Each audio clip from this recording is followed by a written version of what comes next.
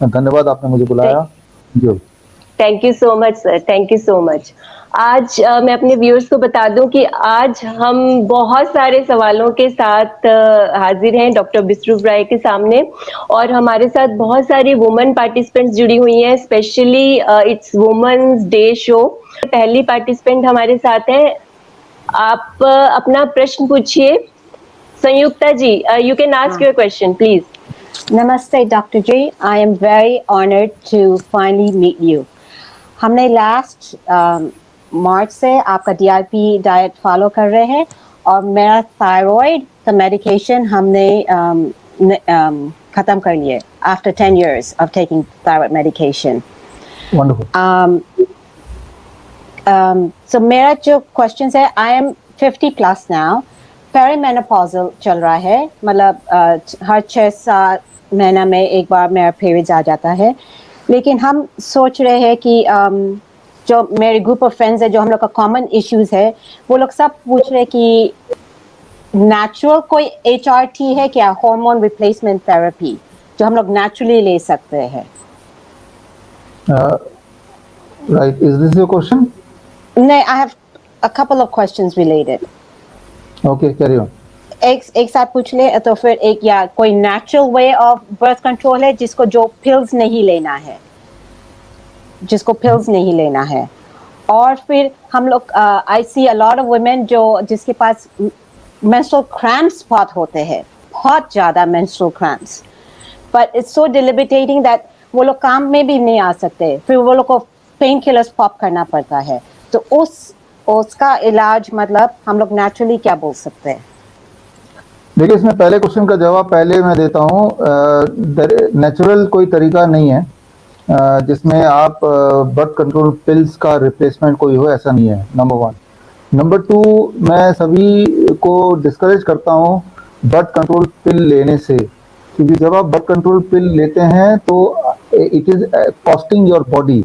आपके बॉडी में बहुत सारे ऐसे बदलाव होते हैं विच कैन और which makes you sick for short term and long term both. उनमें सबसे ऊपर नाम आता है ट्यूमर का, कैंसर का, सिस्ट का, फेब्रॉइड का। So no one should try for birth control पिल।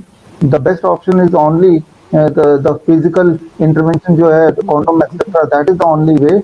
और उसके अलावा don't go for at any cost. That is the one thing.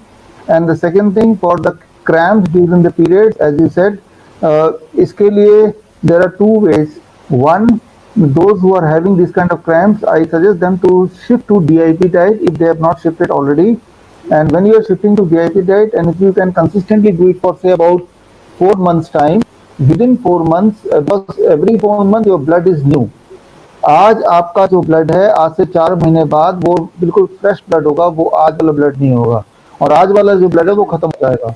So this means any disorder related to blood, it takes mostly about 4 months time to heal completely. And the monthly period cycle है, ये भी उसी में आता है। सो 4 महीने strictly अगर DIP diet follow करेंगे तो आप उम्मीद कर सकते हैं धीरे धीरे करके by the end of 4 months your period will start becoming very normal. वो जो क्रैम्प्स हैं, पेन है, वो चला जाए, नंबर 1। नंबर 2, इस 4 महीने में भी आराम मिले, रिलीफ मिले, इमीडिएट रिलीफ मिले, उसके लिए आप हॉट वाटर बैग या इलेक्ट्रिक बैग आते हैं जो केमिस्ट शॉप में, वो लेके आप सेक लगाइए। Right, it's called hot fermentation. Stomach के आसपास लगाइए 10-15 minute several times a day, and that will give you comfort. Pain killer कभी भी नहीं लेना है। एक बात मैं बताऊं, दुनिया में single medicine which cause most harm is the pain killer. सबसे ज्यादा लोगों को मारने का खिताब अगर किसी दवाई को मिला है medically, that is a pain killer. तो पेन किलर किसी भी हालत में ना लें, चाहे पेन सहना पड़े, या जब आप इस तरह के आप इंटरवेंशन करेंगे, हॉट वाटर बैग या इलेक्ट्रिक हॉट बैग, या फिर साथ में DIP diet, so these kind of things will help you to taper down the pain on long term basis, on short term basis. तो इससे ही आप काम चलाइए। और वैसे भी जो बॉडी का जो पेन थ्रेशोल्ड है, जब आप पेन को सहते हैं तो थ्रेशोल्ड भी थोड़ा थोड़ा शिफ्ट होता रहता है। ऐसे लोग जो थोड़े से पेन में ही वो घबरा जाते हैं, तो उनका पेन थ्रेशोल्ड बहुत कम होता है, उनको जीवन में बहुत ज़्यादा दिक्कतें होती हैं। तो बात बात पे थोड़ा भी अगर सिर दर्द हो गया, कहीं भी पेन है, इमीडिएटली आपने पेन किलर ले लिया, उसकी सहने की आदत बॉडी को नहीं पड़ेगी, जिससे तकलीफ आपको ही होने वाली है। जितने पेन किलर से अभी आपको रिलीफ मिल रहा है, अगली बार उससे डोज बढ़ाना ही पड़ेगा।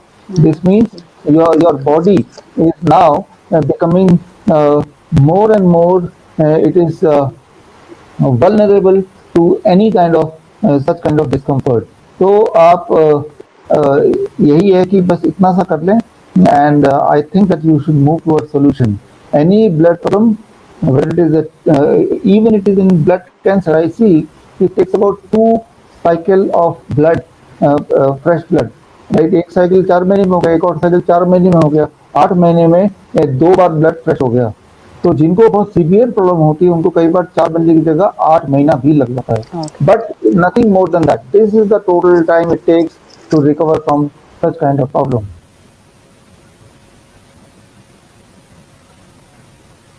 आपकी आवाज नहीं आ रही है?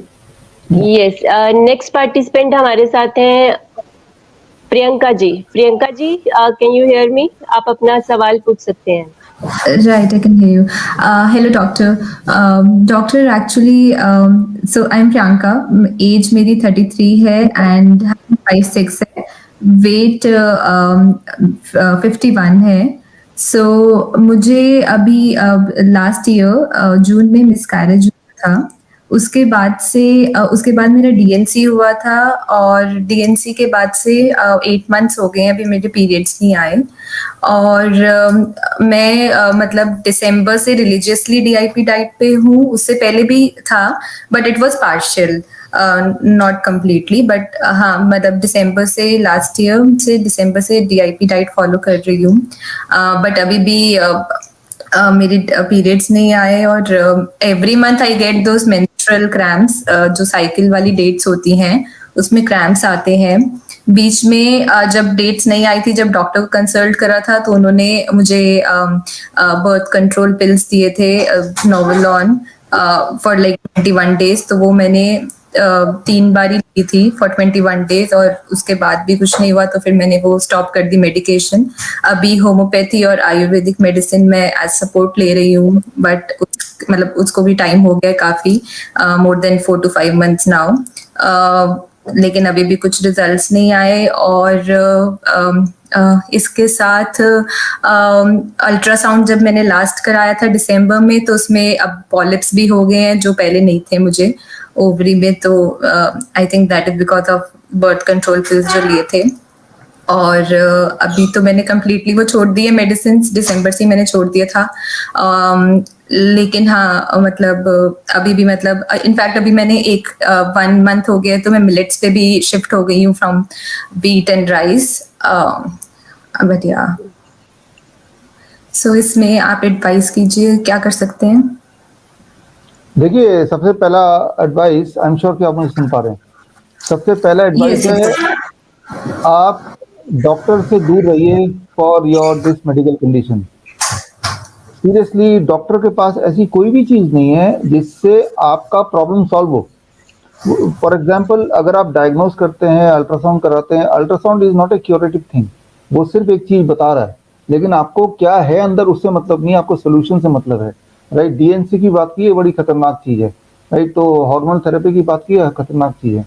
तो कोई भी पिल्स हैं, हार्मोनल पिल्स हो या फिर इस तरह के जो इंटरवेंशन है, इससे आप कुछ हासिल नहीं कर पाएंगे। इससे बस एक पजल की तरह उसी में आप उलझ के रह जाएंगे, कुछ ना कुछ चलता ही रहेगा, बट सोल्यूशन नहीं मिलेगा, ये पक्का है।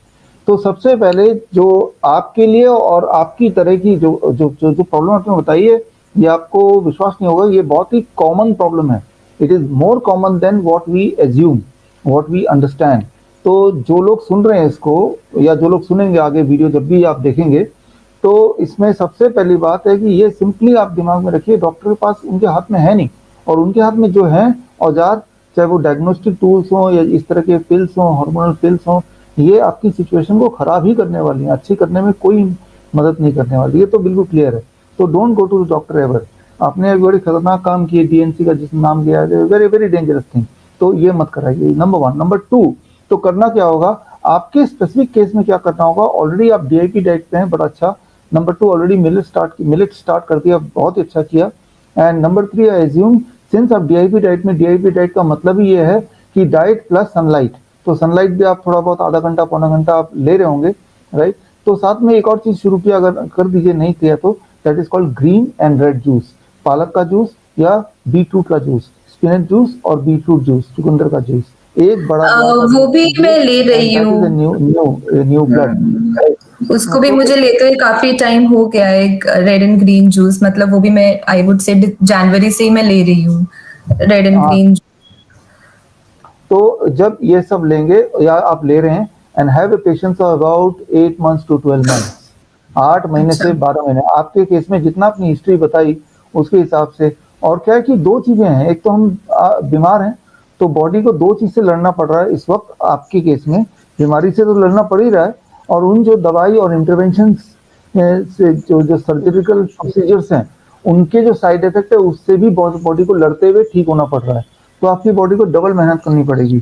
तो इसीलिए आप दिमाग में रखिए कि 9 महीना, 8-9 महीने तो पूरी तरह हमें करना है, और पूरी तरह तब माना जाएगा जब और कोई तीसरा इंटरवेंशन आप नहीं लेंगे। Off and on we are prompted, ये जाहिर सी बात है इंसानियत इंसान में कि जब हम तकलीफ में हम कोशिश करते हैं कि कोई ना कोई हम तरीका ढूंढें, तो हम ज्यादा प्रॉम्प्ट हो जाते हैं कि हम चलो डॉक्टर पास जाते हैं, लेकिन इस केस में कोई सोल्यूशन है नहीं, जाएंगे तो वो एक और प्रॉब्लम खड़ी कर देंगे जो भी करेंगे।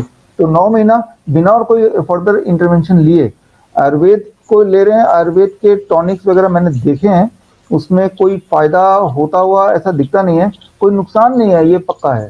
सिंस कोई नुकसान नहीं है तो आपकी थोड़ी आस्था आयुर्वेद में है इस मामले में, तो वो लेते रहेंगे तो, या होम्योपैथिक लेते रहेंगे तो कोई नुकसान नहीं, सिंस आयुर्वेद होम्योपैथी में कोई डायरेक्ट नुकसान नहीं होता है, राइट। सो इसीलिए मैं उसको कोई मना कर नहीं करता लेने से, तो वो लेते रहिए चाहे, लेकिन don't go for any more intervention और डॉक्टर्स अपॉइंटमेंट।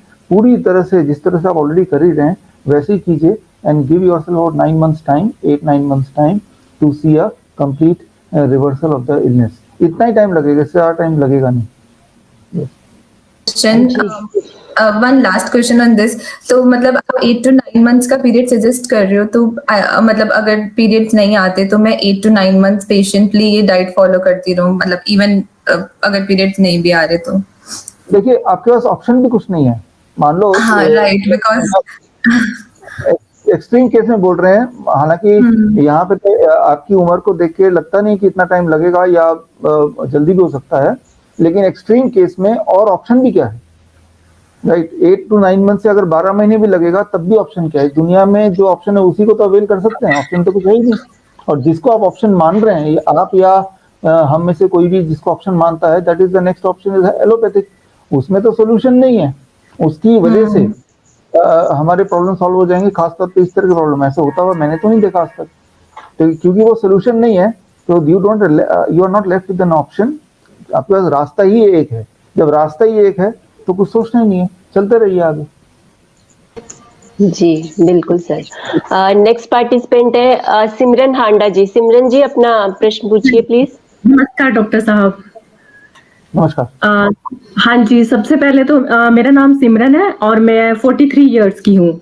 सबसे पहले तो मैं आपको थैंक यू बोलना चाहती हूँ। मैंने 5 महीने पहले आपसे पर्सनल डाइट प्लान लिया था और मुझे रूमेटाइड अर्थराइटिस की प्रॉब्लम थी, बहुत ज़्यादा मुझे पेन रहती थी।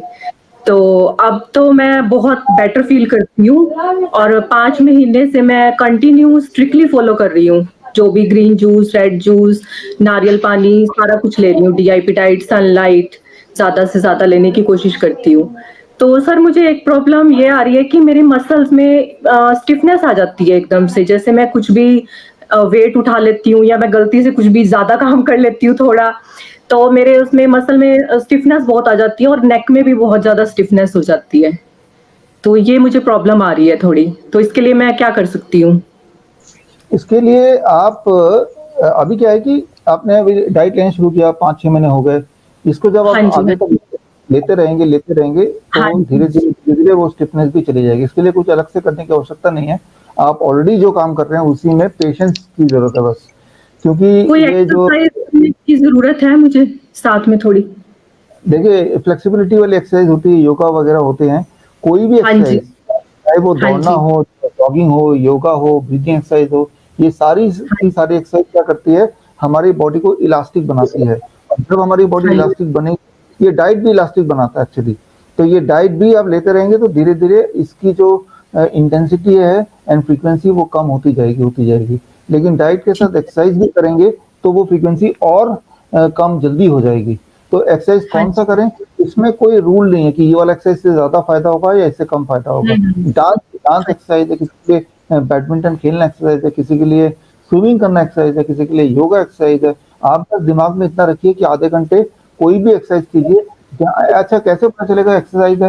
एक्सरसाइज का सिर्फ एक ही नियम है जिसमें ब्रीदिंग डीप होती हो, गहरी। जैसे अभी मैं बैठा हूँ, आप बैठे हैं, तो हमारी और आपकी ब्रीदिंग गहरी नहीं है, नॉर्मल है। तो हम एक्सरसाइज नहीं कर रहे हैं, अभी कोई एक्सरसाइज नहीं चल रहा, ठीक है ना। जब लेटे रहते हैं, बैठते हैं, चलते हैं, तो that is not an exercise.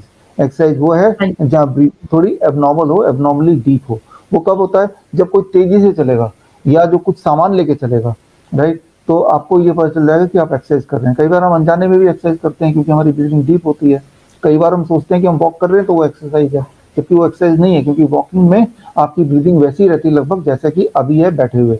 तो that is the definition of exercise. अभी मैंने थोड़ी थोड़ी जैसे वॉक करना शुरू किया तो उसमें भी मेरी टांगों में दर्द होने लग जाती है, जैसे मैं थोड़ी देर करती हूँ वॉकिंग। तो देखिए, ये कोई अनयूजुअल बात नहीं है। कौन है ऐसा दुनिया में जिसके टांगों में दर्द नहीं होगी तो वो वॉक करेगा, है ना। तो छोटी छोटी बातों को इतना मतलब थोड़ा एक्शन रखूंगी तो धीरे धीरे नॉर्मल हो जाएगा ये मेरा जो भी है मसल्स की प्रॉब्लम। जो मसल्स हम कम यूज करते हैं, जैसे मान लो जो लोग वॉक करते हैं, वो अगर स्क्वेटिंग करने लगेंगे, उठक बैठक करने लगेंगे, तो उनको दर्द होने लगेगा। लेकिन वो करते रहेंगे कुछ दिन तक तो दर्द नहीं होगा। जो भी मसल कम यूज होता है और अचानक से उस मसल की यूसेज को हम बढ़ा देंगे तो कुछ दिन वो दर्द होगा, फिर उसको और नहीं बढ़ाएंगे तो दर्द फिर गायब हो जाएगा, लेकिन फिर उसको नेक्स्ट स्टेज पे ले जाएंगे तो दोबारा से और दर्द होगा। तो ये मसल्स की प्रिंसिपल है कि मसल अपना थ्रेशोल्ड बढ़ाता है, अपना पेन इंटेंसिटी से अपने आप को मजबूती देता है। तो ये अच्छी बात है कि दर्द हो रहा है, इसका मतलब आप कुछ नया कर रहे हैं। जी, नेक्स्ट पार्टिसिपेंट नेहा अपना प्रश्न पूछिए प्लीज। हेलो सर, मेरा नाम नेहा शर्मा है। मैं 26 साल की हूँ और मेरा वजन 40 किलो के समथिंग है। आज के समथिंग 2 साल पहले मेरे हेडेक बहुत ज्यादा रहता था, तो हम डॉक्टर के गए तो पता चला कि मेरा बीपी हाई है। तो मेरी मेडिसिन स्टार्ट हुई, बट उसके बाद भी कुछ फायदा नहीं मिला। मतलब तो हमें और टेस्ट चेकअप सब करवाया, तो एट द एंड हमें पता चला कि मेरे एक किडनी बचपन से ही साइज में काफी छोटी है। तो मेरी बॉडी ओनली एक ही किडनी पे वर्क कर रही है और मेरा क्रेटिना 1.21 कुछ है। तो मेरी मतलब मैंने समथिंग 8-9 महीने मैंने मेडिसिन भी ली, बट मैं परेशान हो गई मेडिसिन से। तो मेरी मम्मा ने आपके बारे में बताया मुझे।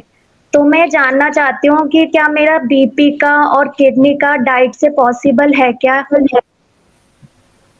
देखिए, यहाँ पे सबसे इम्पोर्टेंट बात शुरू करते हैं। 2 चीज़ आपने किडनी बताई और आप बीपी बता रहे हैं।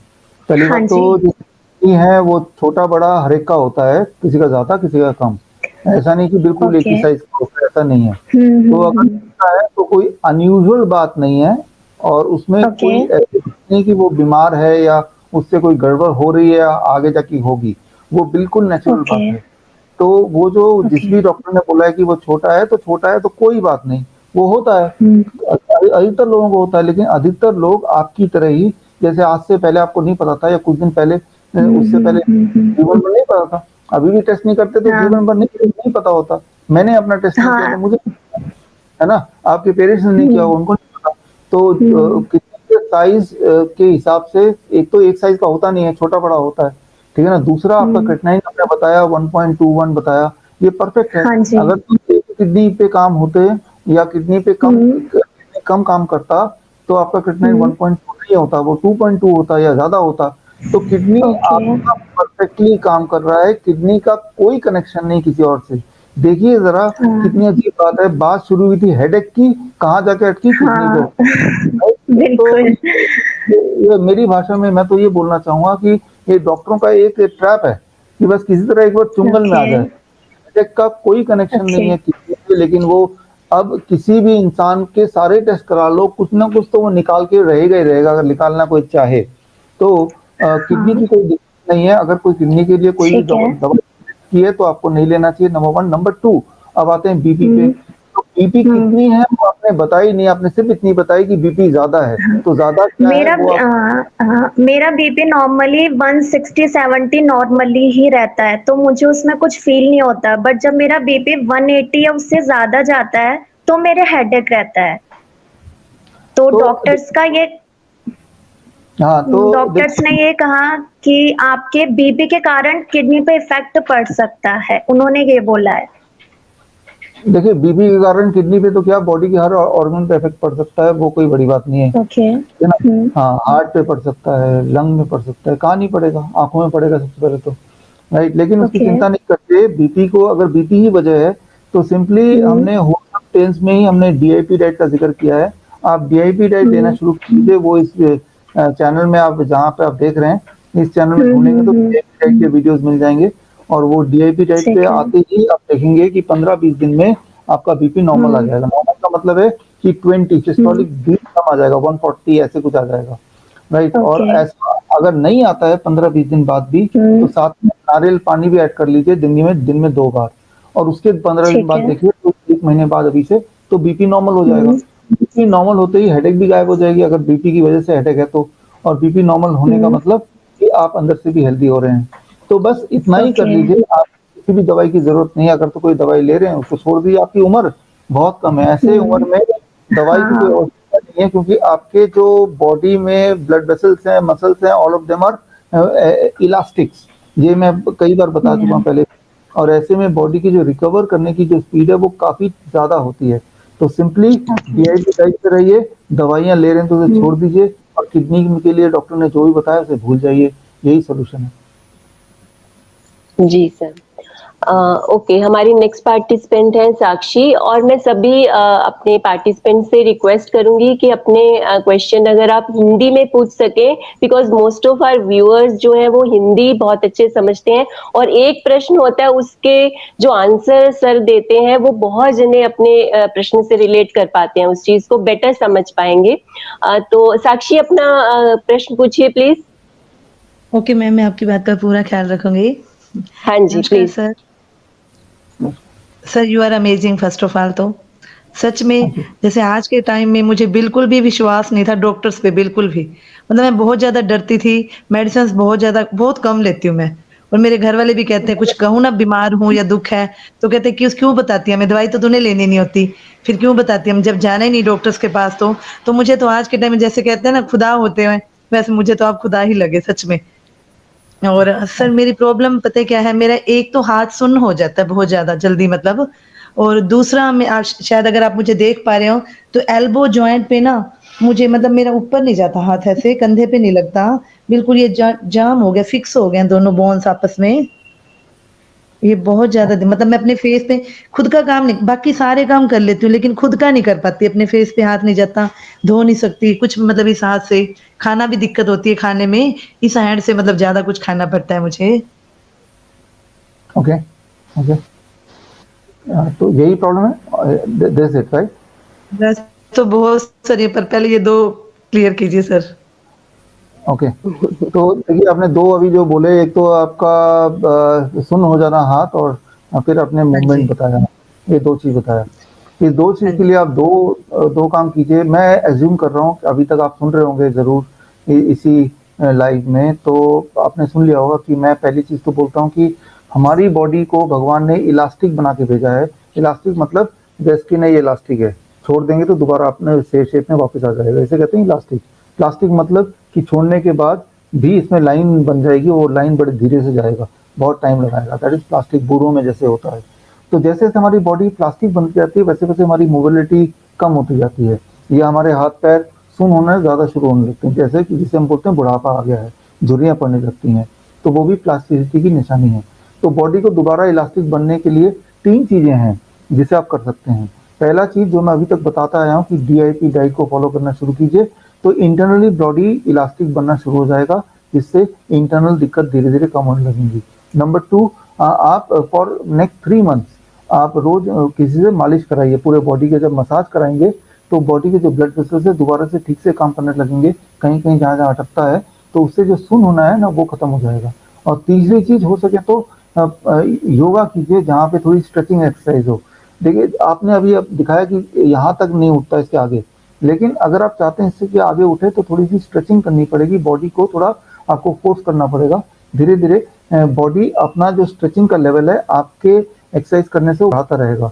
बॉडी की फ्लेक्सिबिलिटी बढ़ाने के लिए एक तो फिजिकली आप फोर्स कर रहे हैं, दूसरा आप फूड खा रहे हैं, वो इंटरनली उसको स्ट्रेंथन कर रहा है, राइट। तो आपके जो स्किन है और आपके बोन्स हैं ये भी कुछ महीने बाद नए होते रहते हैं। अगली बार जब स्किन आएगा, अगली बार जब बोन आएगा, वो ये जो खाना आप खाएंगे डीआईपी डाइट के अकॉर्डिंग में जो आप खाते भी होंगे आई एम श्योर, तो वो आपके नेक्स्ट बोन को या नेक्स्ट स्किन को और हेल्दी बनाएगा, इलास्टिक बनाएगा। और उस ऊपर से जो आप स्ट्रेचिंग एक्सरसाइज वगैरह करना शुरू करेंगे, जो अभी थोड़ी दिक्कत आएगी, आप देखेंगे 1 महीने से 3 महीने के अंदर ही स्ट्रेचिंग से आपके हाथ वहां तक पहुंचने लगेंगे जहां अभी नहीं जा रहे हैं। रोज 5-5 मिलीमीटर का फर्क आएगा, लेकिन 5-5 मिलीमीटर करके देखेंगे, कुछ दिनों में आप पूरी फ्लेक्सिबल हो जाएंगे, जितनी फ्लेक्सिबिलिटी एक ह्यूमन में होनी चाहिए या इस उम्र में होती है। तो 3 ही चीजें हैं जो आपको करना है, कोई चौथी चीज हो नहीं सकती इसमें। तो इन 3 चीजों को ही एक साथ करना शुरू कर दीजिए और आप देखेंगे तीनों ही एक साथ करेंगे तो लाभ 3 फोल्ड फास्टर होगा, रिलीफ मिलना शुरू हो जाएगा। So you start doing this. जी सर। सर एक और हमारे पास प्रश्न आया था जो बहुत कॉमन है, बहुत बार आता है ये क्वेश्चन कि डीआईपी डाइट पे रहते हुए हम स्पेशली वुमेन का कि वेट कैसे गेन कर सकते हैं, बिकॉज ओबेसिटी एक प्रॉब्लम है, तो ये भी एक प्रॉब्लम है कहीं कि वेट कैसे गेन करें। सपोज एक वुमेन है 48-50 तक वेट रहता है, तो उसको कैसे बढ़ाएं, नेचुरली अच्छा हेल्दी भी खाएं और वेट भी बढ़ाएं। डीआईपी डाइट में सबसे बड़ी बात है कि ज्यादातर लोगों का वेट घटता है, डाइट तो और लेकिन कुछ लोग चाहते हैं कि वेट बढ़े। तो पहली बात तो पहला स्टेप तो ये है कि आप ये समझें कि डीआईपी आप क्यों ले रहे हैं। इसलिए ले रहे हैं कि आप हेल्दी फील करें।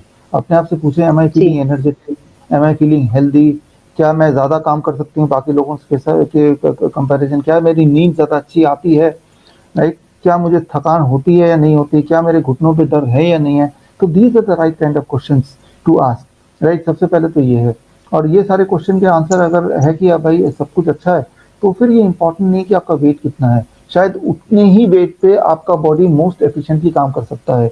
उससे ज्यादा वेट होगा तो आपके बॉडी में कोई ना कोई दिक्कत आएगी।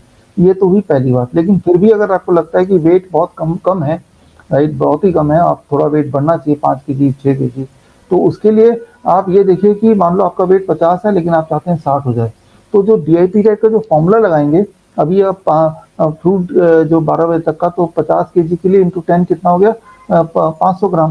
लेकिन आप तो 60 केजी का बनना चाहते हैं, तो आप जितने केजी के बनना चाहते हैं आप फॉर्मूला उतने केजी का लगाइए। आप इंस्टेड ऑफ 50 केजी इंटू 10 करेंगे, आप 60 इंटू 10 करिए या 70 इंटू 10 कीजिए। जितने का बनना चाहते हैं उतने केजी का फॉर्मूला लगाइए। ये तो हुई एक बात। दूसरी बात, प्लेट 2 जो है, प्लेट 2 की क्वांटिटी बढ़ाएंगे तो वो भी वेट में कंट्रीब्यूट करेगा। तो बस आप इतना ही कुछ कर सकते हैं। फिर क्या है कि नट शेक आप पी सकते हैं। नट शेक्स हैं, नट्स हैं, एक मुट्ठी पर नट लेके ओवरनाइट सोक करके उसको पानी में डालिए, केले डालिए और फिर एक ब्लेंडर में डाल के ब्लेंड करके पीजिए। आप आलू, मैं बोलता हूँ बच्चे जो है ना टाइप 1 वाले, वो पतले होने लगते हैं, उनको मैं बोलता हूँ कि आप आलू लीजिए, करीब 100 ग्राम 200 ग्राम, उसे बॉयल कीजिए, स्टीम कीजिए, फिर उसको यूं ही खा लीजिए लाइक ए मेडिसिन। तो वो ताकत तो देती ही देती है, लेकिन उससे वेट भी बढ़ेगा। तो आलू को इंक्लूड कीजिए, नट शेक को इंक्लूड कीजिए, फॉर्मूले को चेंज कीजिए, यही सब आप कर सकते हैं। लेकिन उससे भी मान लो 2-4 केजी 5 केजी बढ़ेगा या फिर और नहीं घटेगा, इतना तो अचीव कर सकते हैं। लेकिन उसके अलावा अगर आपकी ख्वाहिश है कि 15 केजी 20 केजी वेट बढ़ जाए, तो वो इस डाइट से पाना संभव नहीं है। शायद बॉडी को उसकी जरूरत ही नहीं है, क्योंकि डीआईपी डाइट से तब बढ़ेगा जितनी बॉडी को जरूरत है। अनयूजुअली बढ़ेगा तो बॉडी की और दिक्कतें बढ़ जाएंगी एट दैट कॉस्ट। तो इतना ही हो सकता है और मुझे लगता है इतना ही आपको एम करना चाहिए। जी बिल्कुल sir, thank you sir. Sir हमारे साथ नेक्स्ट पार्टिसिपेंट है गुंजन। गुंजन जी अपना प्रश्न पूछिए please. Hello sir. Hello ma'am. मैं 65 इयर्स की हूँ और मेरे साथ 2-3 प्रॉब्लम्स हैं। एक तो मैं डायबिटिक हूँ 7-8 साल से, और उसके लिए तो मैं खैर सर को बहुत बहुत शुक्रिया अदा करना चाहती हूँ, क्योंकि मैं 3 महीने से दिसंबर से डीआईपी डाइट ले रही हूँ, तो उससे मेरी शुगर में थोड़ा फर्क आया। एक्चुअली शुरू में मैं इतनी स्ट्रिक्ट नहीं ले रही थी, लेकिन अब 1 महीने से मैं पहले चाय नहीं छोड़ पा रही थी सुबह की, फिर मैंने चाय छोड़ दी। लेकिन शुरू में तो थोड़ा 124 130 के आसपास आ रही थी, लेकिन फिर अब 1 हफ्ते से वो बढ़नी शुरू हो गई और अब 162 के करीब आ रही है मेरी डायबिटीज। और दूसरा मेरा पैरों में भी थोड़ा-सा पंजों में थोड़ा-सा जैसे वो न्यूरोपैथी है, तो उसमें थोड़ी-सी प्रॉब्लम आती है पंजों में चलने में। लेकिन फिर भी मैं वॉकिंग करती हूँ, ब्रिस्क वॉक करती हूँ, एक्सरसाइज भी करती हूँ। और दूसरी मेरी प्रॉब्लम ये है कि मेरा ना ब्लैडर प्रोलैप्स हो गया है। 1 साल हो गया है, 1 डेढ़ साल। मुझे सर्जरी बताई है, पर मैंने सर्जरी नहीं कराई अभी, ना मैं कराना चाहती हूँ। क्योंकि मैं सर के उससे इतनी ज़्यादा इम्प्रेस हूँ कि मेरा बिल्कुल भी कोई भी मेडिसिन लेने का या इस टाइप की सर्जरी कराने का बिल्कुल भी मन नहीं करता। और तीसरा मेरा कॉन्स्टिपेशन भी नहीं ठीक हो रहा। कॉन्स्टिपेशन का मैंने सर का वीडियो सुना था, तो उन्होंने कहा था कि आप सुबह आंवले का जूस लें। तो मैंने अभी 2-3 दिन से आंवले का जूस लिया है मैंने, लेकिन मतलब उससे मुझे कोई विशेष फ़र्क नहीं पड़ रहा और वैसे मैं ग्रीन जूस वगैरह सब जैसा बताया है बिल्कुल वैसा फ़ॉलो कर रही हूँ। और एक चौथी प्रॉब्लम ये है कि मेरे हाथ में राइट साइड में, अंगूठे में और कलाई में दर्द रहता है काफ़ी। तो मैं जब डॉक्टर को दिखाया तो उन्होंने ये कहा कि ये आपका बोन्स जो है और नर्व्स फ्रिक्शन कर रही हैं और उसके बीच में आपका एक कोई टिश्यू फँस गया है। तो उन्होंने स्टेरॉइड बताया इंजेक्शन, लेकिन वो मैंने नहीं लिया अभी तक मतलब। तो मैं सोची कि सर अगर कुछ हो सकता है इन सब चीज़ों में तो। देखिए, इसमें आखिर से शुरू करते हैं, आपके बोन्स से शुरू करते हैं। बोन्स के लिए कुछ कीजिए मत। आपने डीआईपी डाइट ऑलरेडी स्टार्ट किया है। बोन्स की डिजीज़ में जिस तरह की प्रॉब्लम आप बता रहे हैं, उसमें 3 महीना लगता है, 3 से 6 महीना लगता है अगर आप स्ट्रिक्टली डीआईपी डाइट करते हैं। तो डीआईपी डाइट तो आप ऑलरेडी कर ही रहे हैं, उसी को स्ट्रिक्टली आप चलाइए और 3 से 6 महीने लगते हैं, तो 6 महीने मान लीजिए आपके केस में। तो 6 महीने, क्योंकि आपके मल्टीपल और भी प्रॉब्लम है, तो जब भी कोई एक प्रॉब्लम होता है, तो दूसरा प्रॉब्लम एक से ज़्यादा प्रॉब्लम होता है, ठीक होने में थोड़ा टाइम लगता है। तो बोन्स के लिए कोई विशेष अलग से चीज़ करने की ज़रूरत नहीं है, बिसाइड कि बस डीआईपी डाइट ही करते रहें, तो उससे आपको सोल्यूशन मिल जाएगा। ये तो हुई एक बात। अब कॉन्स्टिपेशन के लिए अभी तक ऐसा मैंने देखा नहीं कि वो आंवला ले रहे हैं और फिर भी ठीक नहीं हुआ है, लेकिन आप बोल रहे हैं कि ठीक नहीं हुआ है, तो फिर आप आंवला कितना ले रहे हैं? नॉर्मली क्या है कि वो 7-8 आंवले लेते हैं, उसको कूट के उसका जूस निकालते हैं और जूस निकाल के करीब 100 ml जूस बन जाता है, यानी कि 1 कप, छोटा कप। फिर उसको पी लेते हैं खाली पेट। तो ये ज़बरदस्त काम करता है। मान लो 3-4 दिन में काम नहीं किया, तो उसको कंटिन्यू कीजिए, 7 दिन तक कंटिन्यू कीजिए, 8 दिन तक कंटिन्यू कीजिए, 10 दिन तक कंटिन्यू कीजिए, मैक्सिमम इतना ही टाइम लग सकता है। तो उसके और जब इससे ज़्यादा कंटिन्यू, जैसे ही वो ठीक हो जाए कॉन्स्टिपेशन, तो उसको छोड़ना भी है, नहीं तो वो कॉन्स्टिपेशन से लूज मोशन पे आ जाएगा। आंवला इस फॉर्म में लेंगे, इतना ज़्यादा हाई डोज में लेंगे, तो उसका एक नुकसान है कि वो कॉन्स्टिपेशन को ठीक कर देगा और फिर भी लेंगे तो लूज मोशन आएगा। तो ये एक बैलेंस बनाना पड़ेगा। तो ये तो होगी दूसरी चीज़। अब देखिए, ब्लैडर प्रोलैप्स की आपने बात की, इसमें सर्जरी कोई सोल्यूशन नहीं है। सर्जरी करेंगे, उसके अपने घातक और अपने डिसएडवांटेजेस और अपने साइड इफेक्ट हैं, जो कि बीमारी से भी ज़्यादा भयंकर है। तो आपने ये अच्छा डिसीजन लिया कि आपको सर्जरी नहीं कराना है। तो वही वाली बात है जो अभी तक मैं कर रहा था, अपने बाकी जो पार्टिसिपेंट थे उनको बता रहा था कि आपकी बॉडी धीरे-धीरे उम्र के साथ, जैसे आपने बताया भी कि 60 साल के बाद उम्र के साथ वो प्लास्टिक तो बन ही जाता है, और जब वो प्लास्टिक बन जाता है तो ब्लैडर प्रोलैप्स इस तरह की दिक्कतें आती हैं। अगर वो थोड़ा-सा इलास्टिक हो जाएगा तो दोबारा से वो श्रिंक होगा स्किन और वो इलास्टिक बन जाएगा। लेकिन इस प्रोसेस में भी थोड़ा टाइम लगेगा, 6 से 9 महीना लग सकता है। लेकिन अच्छी बात ये है कि पहली बात तो और ज़्यादा मामला सीवियर नहीं होगा, और दूसरी बात ये है कि धीरे-धीरे आपको इम्प्रूवमेंट दिखेगा, लेकिन उसके लिए भी 1-2 महीने का आपको समय लेके चलना पड़ेगा। ऑलरेडी आप डीएपी डाइट में हैं, तो थोड़ी बहुत इम्प्रूवमेंट दिखनी शुरू हो जानी चाहिए अब तक। लेकिन आपके पास तो डीआईपी डाइट को स्ट्रांगली करने के कई सारे वजह हैं, क्योंकि काफ़ी सारे प्रॉब्लम का सेम सॉल्यूशन है। ब्लड शुगर पे आते हैं, जो आपने बताया। ब्लड शुगर देखिए 165 हो या 128 हो, जो भी आपने नंबर दिए, बिना दवाई के अगर आपका ब्लड शुगर 250 mg पर डेसीलीटर से नीचे रहता है, तो उसको नॉर्मल आप मान सकते हैं बिना दवाई के। तो आप इस वक्त जो दवाई ले रहे हैं उसको छोड़ दीजिए और डीआईपी डाइट पे आप हैं ही, फिर देखिए ब्लड शुगर कितना रहता है। अगर आपका 250 से नीचे रहता है, यानी कि आपको दवाई की कोई आवश्यकता नहीं है, क्योंकि जब आप दवाई लेते हैं ना, तो दवाई का अपना साइड इफेक्ट है। ये जो डायबिटीज़ की दवाइयाँ हैं, ये स्टमक पे अल्सर कर देती है, स्टमक का ट्यूमर बना देती है, स्टमक में कैंसर कर देती है, स्टमक में एक ऐसा एनवायरनमेंट बना देती है जो कई बार कॉन्स्टिपेशन भी लाता है। तो ये बहुत मुमकिन है कि ये दवाई का ही कॉन्ट्रीब्यूशन हो कि आपका पेट ठीक से साफ नहीं होता। और आपके जो ब्लड शुगर है, चाहे 160 है, 165 है, राइट, या इसके आसपास कहीं है, इसका मतलब ही ये है कि आपको दवाई की आवश्यकता नहीं है, क्योंकि दवाई छोड़ेंगे तब भी इससे 50 ऊपर भी जाएगा तो भी 250 को क्रॉस नहीं करेगा, और 250 के अंदर है तो वो सेफ रेंज है। तो बिना दवाई के 250 के अंदर रहना ज़्यादा अच्छा है इन कंपैरिजन टू दवाई लेके उसको 160 या उससे कम करने की कोशिश करनी। तो दवाई छोड़ देंगे तो ऑटोमेटिकली जो पेट की दिक्कत है उसमें 20-30% रिलीफ तो यूं ही मिल जाएगा। अब आता है आपके पैरों की जो समस्या है, तो पैरों की समस्या के लिए आप रात को सोने से पहले एलोवेरा जेल लगाइए, अच्छी तरह से मालिश कीजिए, फिर सो जाइए। हो सके तो दोपहर को भी एलोवेरा जेल लगाइए, दिन में एक बार लगा लीजिए और धूप में बैठिए। और धूप में आप खुद ना भी बैठें तो पैर को अपने धूप की तरफ कर दिया and let the sunlight fall on the feet. लेकिन उससे पहले आपने जब आपने एलोवेरा लगाया तलवे पे, पैरों पे, तो अच्छी तरह आपने मसाज किया और फिर धूप में बैठ गए, अच्छी तरह मतलब 5-10 मिनट फिर धूप में बैठ गए और पैरों पे धूप पड़ रही है, तलवे पे धूप पड़ रही है, तो एलोवेरा वो सोख लेगा और उससे आपको फायदा मिलेगा। ऐसा 1 महीने कर दीजिए। करने के बाद जब रिलीफ मिल जाए तो इसको छोड़ भी दीजिए। तो ये सारे छोटी-छोटी चीज़ें हैं, लेकिन ये बड़े-बड़े बदलाव लाएँगे। कुछ बदलाव आपको 15-20 दिन में दिखेंगे, कुछ बदलाव आपको 6 महीने में दिखेंगे, कुछ बदलाव 9 महीने में दिखेंगे। लेकिन श्योरली आज से लेके 9 महीने के अंदर you will see a complete change. जितनी सारी दिक्कतें आपने अभी बताई, 5 तरह की दिक्कत टोटल बताई, उनमें टोटल रिलीफ के लिए अभी से लेके 9 महीने का टाइम मान के चलिए। तो बस इतना ही कुछ करना है। Thank you. Okay sir, next participant हमारे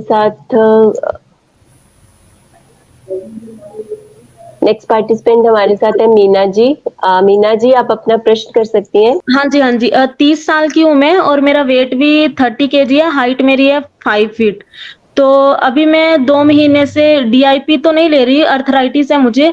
ऐसा है कि मैं जूस ले रही हूँ, ग्रीन जूस ले रही हूँ, उसके बाद फ्रूट्स ले रही हूँ, कुछ ड्राई फ्रूट्स भी ले रही हूँ, फिर फ्रूट जूस ले रही हूँ, क्योंकि सलाद मेरे से चबाया नहीं जाता है, मेरे जबड़ों में दर्द है, तो चबाया नहीं जाता है, तो मैं कैरेट बीट जूस ऐसे करके उसमें मिक्स कर लेती हूँ, व्हीट ग्रास जूस।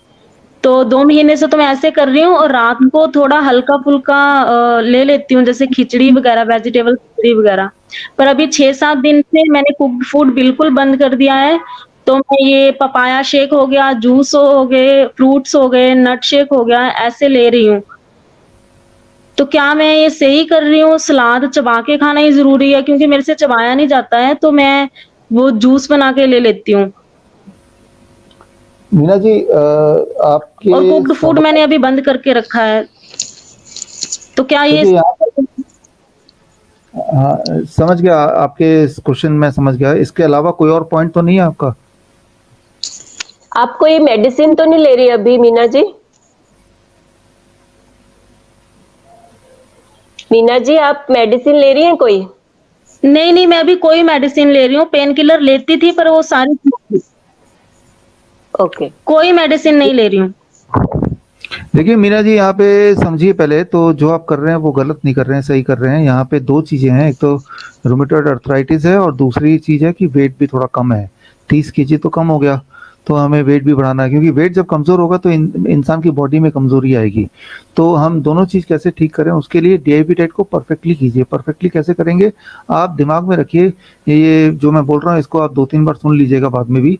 पहली चीज तो ये है कि 12 बजे तक आप ये देखिए कि आपका वेट चाहे 30 केजी है, 12 बजे तक आपको 700 ग्राम फल खाना है। 700 ग्राम कोई भी 3-4 तरह के फल ले लीजिए, केला, अंगूर, सेब, संतरा, मौसम्बी या फिर तरबूज, खरबूज। आम का सीजन आने वाला है, आम लीजिए और आप 700 ग्राम फल खाइए। एक बार में नहीं खा पाएंगे, पहले 400 ग्राम खाइए, 2 घंटे बाद 300 ग्राम खा लीजिए। 12 बजे से पहले कुछ और मत खाइए।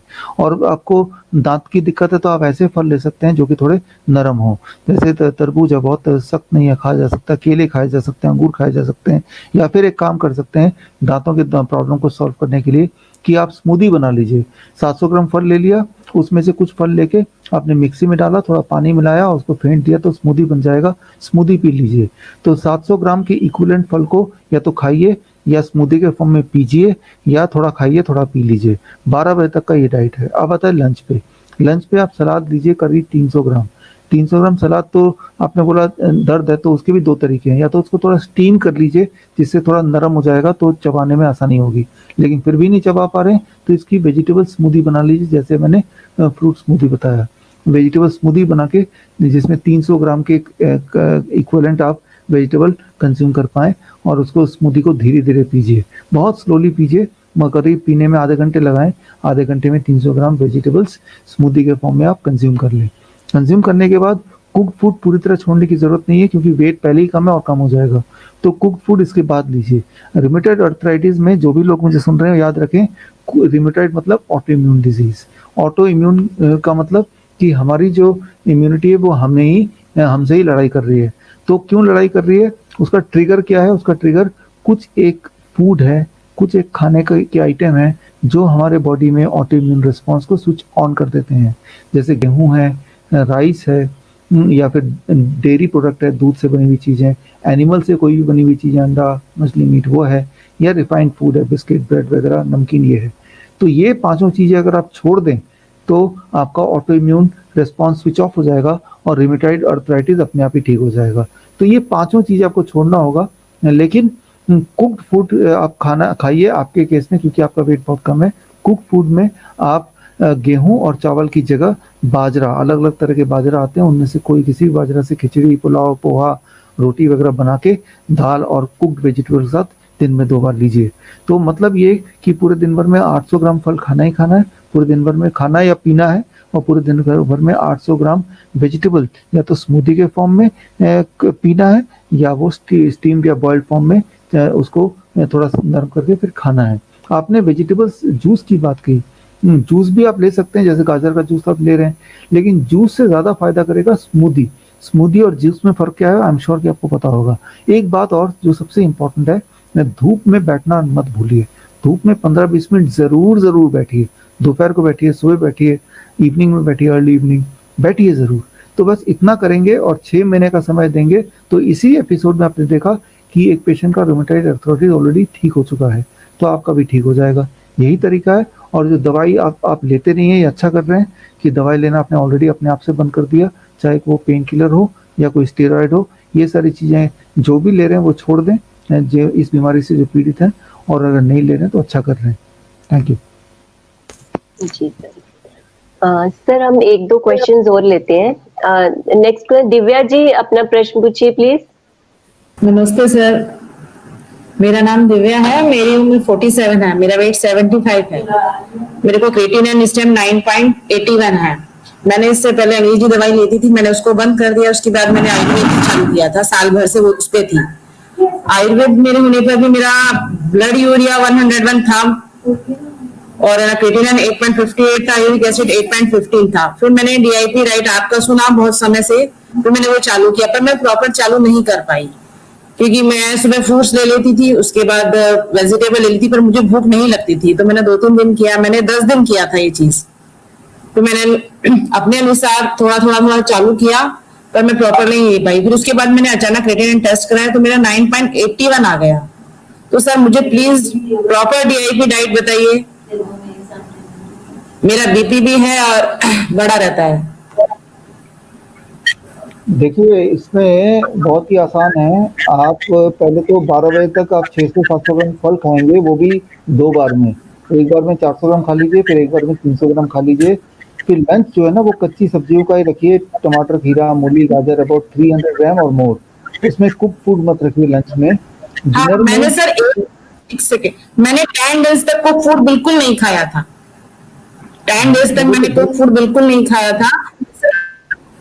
सिर्फ मैं एक टाइम में सैलेड खा पाती थी, दूसरे टाइम नहीं लगती थी बिल्कुल भी।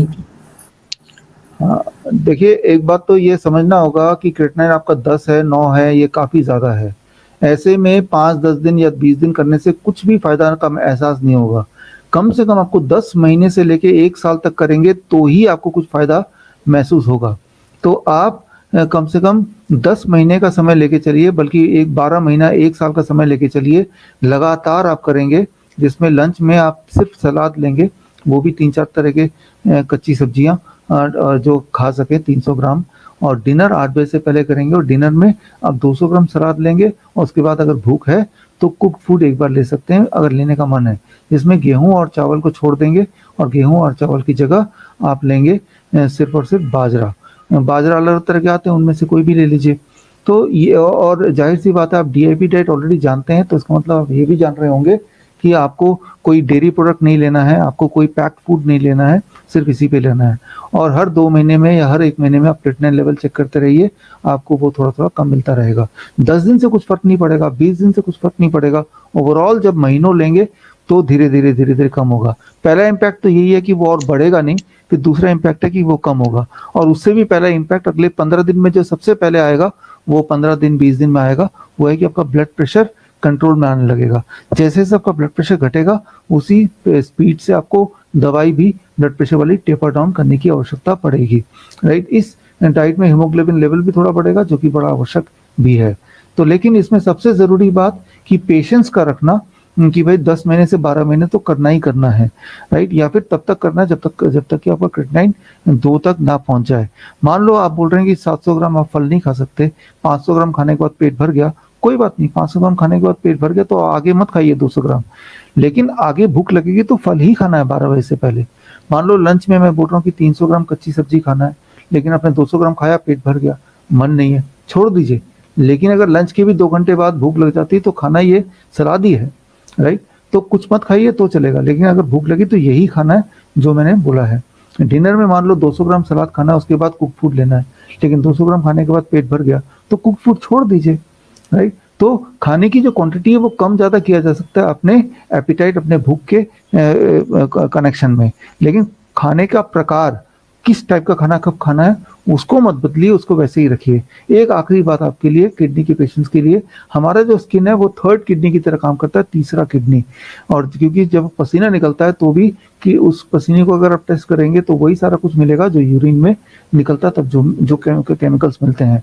तो आप धूप में बैठिए करीब आधा पौना घंटा रोज, एक बार में मत बैठिए, 20-20 मिनट करके 2 अलग टाइम पे बैठिए। तो ये धूप में जब बैठेंगे तो किडनी पे प्रभाव कम पड़ेगा, किडनी को मौका मिलेगा रिवाइव करने में।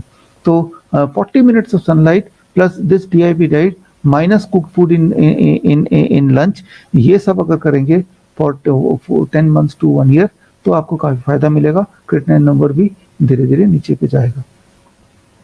जी सर, हम एक लास्ट क्वेश्चन और लेते हैं। हमारे साथ जुड़ी हुई हैं दिव्या जी। ओके, आकांक्षा जी आप सुन पा रही हैं तो अपना प्रश्न कीजिए please. Yes, ma'am. Hello, sir. Please. Hello, ma'am.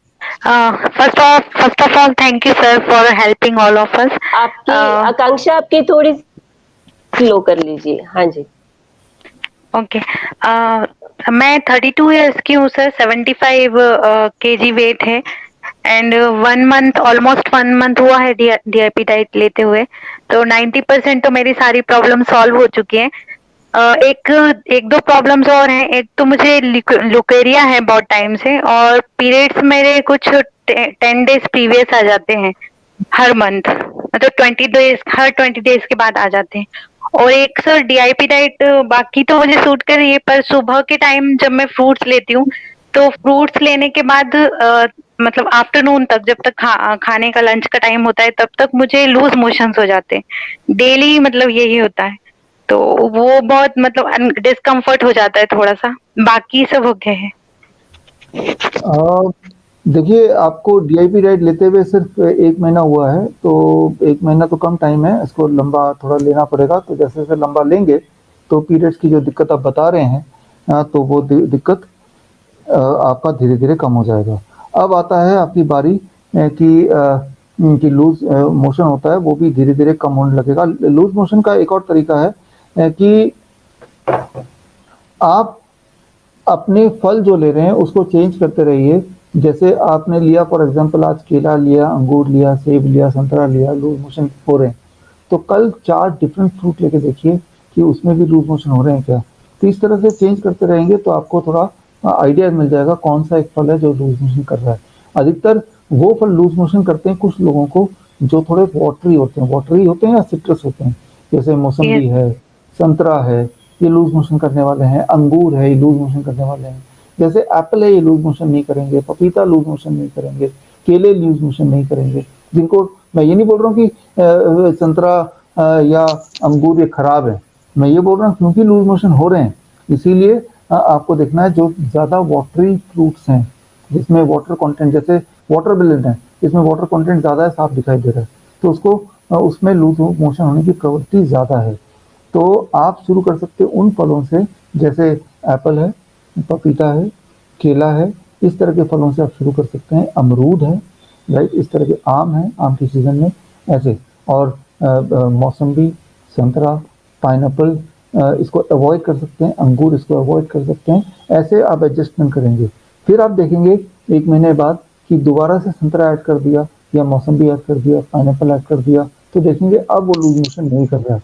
यानी कि आपके बॉडी के लिए और सभी के बॉडी के लिए एक एडेप्टेशन पीरियड होता है, एडेप्टेशन पीरियड, जब बॉडी उस नए तरह के फूड को अडेप्ट करने लगता है। और कुछ लोगों में अडेप्ट करने में थोड़ी थोड़ी टाइमिंग लग जाती है, तो ऐसे में वो इंसान अपने कंफर्ट के हिसाब से अपने कॉम्बिनेशन को फ्रूट्स के बदल देता है। अब यहाँ पे ये है कि अगर आपको ज़्यादा बार टॉयलेट जाना पड़ता है तो उसके लिए कोई चिंता की बात नहीं है, जाइए, क्योंकि जो भी लोग आप किसी और से पूछेंगे जो डीआईपी टाइप पे रहते हैं, उनको कई बार ऐसा होता है कि उनको ज़्यादा बार टॉयलेट जाना पड़ता है, अपने आप को रिफ्रेश करना पड़ता है, यही इसकी प्रवृत्ति है, राइट। तो जहाँ तो जो लोग डीआईपी टाइप में नहीं उनको दिक्कत आती है कॉन्स्टिपेशन की, वहीं जहाँ जो लोग डीआईपी टाइप पे उनको 2 बार 3 बार 4 बार टॉयलेट पे जाना पड़ता है, जो कि एब्सोल्युटली नॉर्मल है। हाँ, ये बार-बार जाना पड़ता है, वो डिस्कम्फर्ट है, बट ये कोई बीमारी नहीं है, ना ही बीमारी की कैटेगरी है। That is the demand of this food. क्यों? क्योंकि इस फूड में फाइबर एलिमेंट बहुत ज़्यादा है। फाइबर एलिमेंट ज़्यादा है तो बॉडी में सफाई कई बार करती है। सफाई क्यों करती है? ताकि आप बीमारी ना पड़े, तो ये उल्टा अच्छा है आपके लिए। तो इसलिए आप अगर लूज मोशन होता है तो उससे इसे बीमारी का दर्जा ना देके एक क्लिनजिंग का दर्जा दे सकते हैं। जब क्लिनजिंग करते करते बहुत ज़्यादा क्लीन ठीक ठाक हो जाएगा तो ये अपने आप भी ये डायरिया या लूज मोशन ये धीरे धीरे कम ही हो जाएगा। तो इसलिए उसको बहुत सीरियसली लेने की जरूरत नहीं है।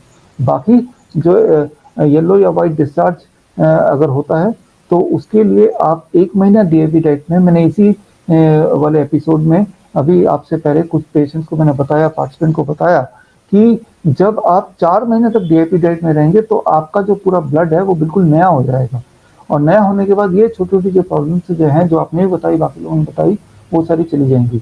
लेकिन 4 महीने होने में भी 3 महीने और बाकी है, तो आपको कुछ भी नहीं करना है, 3 महीने और स्ट्रिक्टली इस डाइट को लेना है, और उसके तब तक प्रॉब्लम बहुत या तो कम हो जाएंगी 80-90% या चली जाएंगी। लेकिन हाँ, चली जाने के बाद भी इसी डाइट पे रहना है ताकि इस तरह की प्रॉब्लम दोबारा ना हो। जी सर, बिल्कुल sir, thank you sir. I hope कि हमारी वुमेन पार्टिसिपेंट्स को आज जितने भी हमने प्रश्न लिए उनसे बहुत ज़्यादा फायदा होगा, और बहुत सारे जो यूट्यूब पे भी हमारे साथ लाइव क्वेश्चंस आ रहे थे, काफी कॉमन क्वेश्चंस आ रहे थे। आई होप कि 80%, 70-80% काफी को आंसर अपने मिल गए होंगे, और जितने भी सर ने रेफर किए, जो भी रिलेटेड कोई वीडियोस होंगे सर के, वो हम इस वीडियो के डिस्क्रिप्शन में जरूर डालेंगे। Thank you so much sir, आपने अपना इतना कीमती समय दिया और बहुत ही पेशेंटली और इतने डिटेल में आंसर दिए सबको। Thank you so much for joining us today on this special occasion. Thank you sir, thank you. धन्यवाद।